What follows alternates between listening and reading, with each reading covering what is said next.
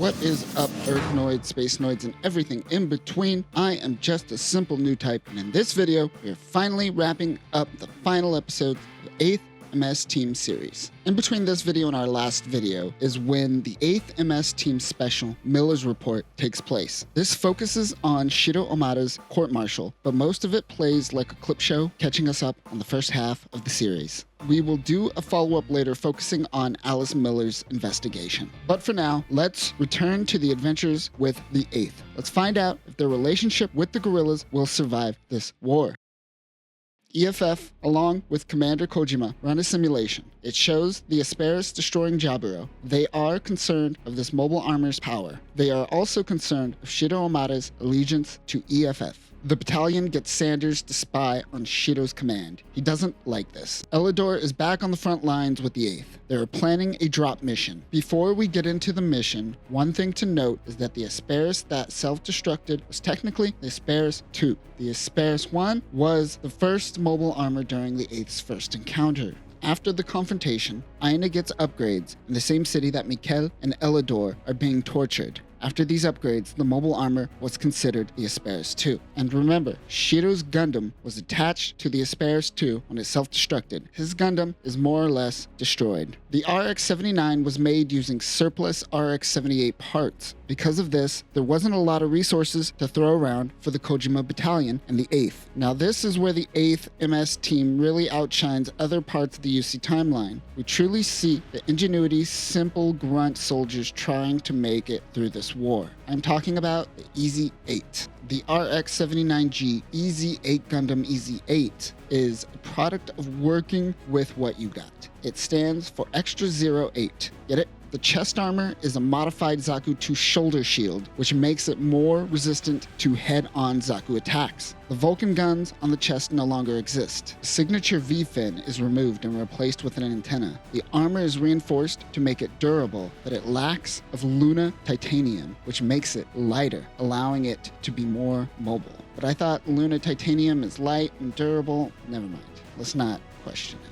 Regardless, this unit is more agile and has better communication than the stock RX-79. Karen is the first one out on the drop mission, but once she drops, a Gao appears right below them. They attack Karen's Gundam. Shiro in the EZ8 drops onto the Gao and tells it to cease fire or be destroyed. The Gao's engine suddenly goes out. In the distance, Admiral Yuri is looking out for the Gao and spots it on fire. Karen and the hover truck make their landing. Suddenly, an AT guy comes out of the water and knocks the head off of Karen's Gundam. Elidor goes after Karen. Mikkel distracts the AT guy with the hover truck, while Elidor goes to save Karen. The Gundam doesn't have any visuals anymore. Elidor acts as Karen's eyes. He helps to shoot down the AT guy. Aina finds out that not only is Genius not stopping the Asperis program, but he is also supplying soldiers with some mysterious upper-type drug to keep soldiers working through the hours. The 8th powers through the jungle. During this time, Sanders told Shiro that Captain Ryer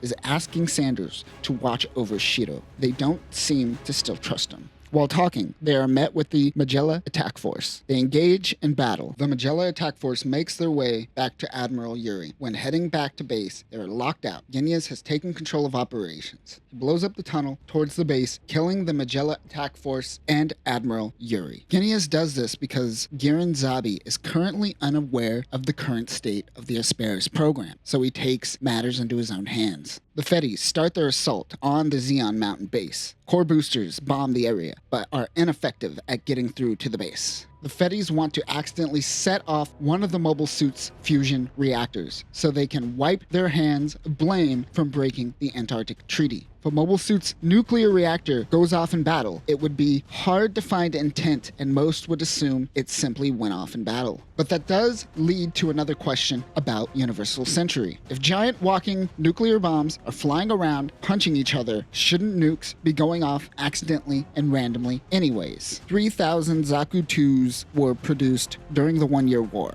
Are you telling me there wasn't one nuclear accident during all of this? And that isn't including any other mobile suits or mobile armors. Anyways, I digress. The 8th is also on the battlefield along with the RX-75 gun tank mass production type. The difference between the gun tank from OG Gundam and the mass-produced version is a lack of core block system and improvements on its range. They take out a Zaku and a Dom. Aina helps Zeon forces evacuate. Colonel Norris Picard helped raise Aina and Genius, and Aina thinks of him as a father in many ways. Picard decides to go out in his Gouf to help protect Aina. Meanwhile, Genius poisons everyone in typical Colt fashion. Picard goes out in the Gouf and attacks Shido. Shido mentions Aina's name. Picard realizes that this is the man that Aina is in love with. Shido rips off his own arm and uses it as a melee weapon. He destroys Picard's Gouf, but it was able to take out all of the gun tanks. Elidor notices a familiar sound in the hover truck. It is the Asperis. Both Aina and Genius are in the Zeon mobile armor. They begin their attack. Shido, in the moment, decides to leave the service. Karen was given orders to execute Shido if he decides to abandon his role, so she decides to shoot him as he walks away. Karen projects her insecurities about men, but she can't shoot Shido. She simply shoots around him as Shido walks away. Meanwhile, Aina asks the Fedi soldiers for a truce. She actually didn't attack, but created a line in which Fedis must not pass until their forces have evacuated the mountain base. She asks for a ceasefire. The Fedis agree, but launch 2 GM snipers anyways. This is the same guy who wants to accidentally crack a fusion reactor. At the base, Kojima has had enough of Captain Ryer's shit and leaves, saying he is not different than Zeon. He goes to capture Shido himself. Meanwhile, Genius takes control of the Asperis and begins attacking Earth forces. The GM sniper takes out a retreating Zanzibar ship. Aina is furious. She uses her main weapons to attack, but she doesn't hit EFF headquarters. Shido approaches her in the EZ8.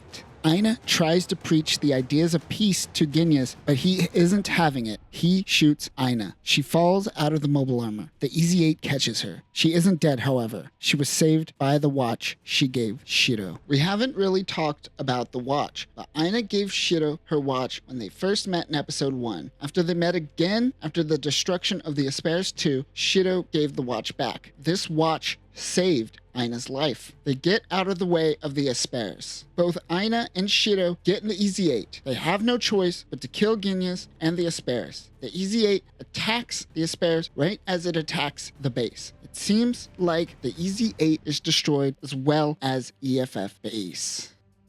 In space, a Musai-class ship launches a Komsai with children on board. The Musai ship goes down.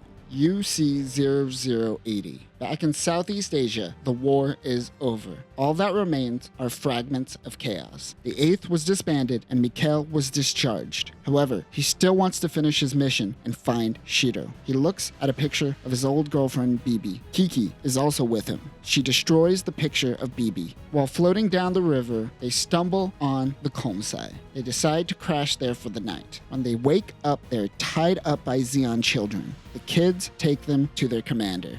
The kids all seem somewhat off. This is probably because these children are all new types. We can deduce this from earlier in the episode when Kiki found a paper written by Dr. Flanagan. Remember, Dr. Flanagan is the founder of the Flanagan Institute, which is a place for new types to cultivate their new type potential. The kids bury someone. Kiki and Mikhail ask who it is. The kids mention that it is a person named Aina. Mikhail freaks out and demands to know where Shido is. The kids tell them that he is dead, but something seems up. The kids eventually tell them that they ran into Shido and Aina, and they eventually faked their deaths in order to start anew, and gave these kids their names. The kids tell them that they headed north. These kids never had names. They were just referred to as the kid, kind of like how I'm doing right now. So their names kind of mean a lot to them at this point. The next day, the kids are gone. Mikhail and Kiki begin their search again. Eventually, they find a cabin, and with it, they find Aina and Shido. Aina seems to be pregnant. Shido and Aina are alive, and were able to escape the war and allow their love to thrive.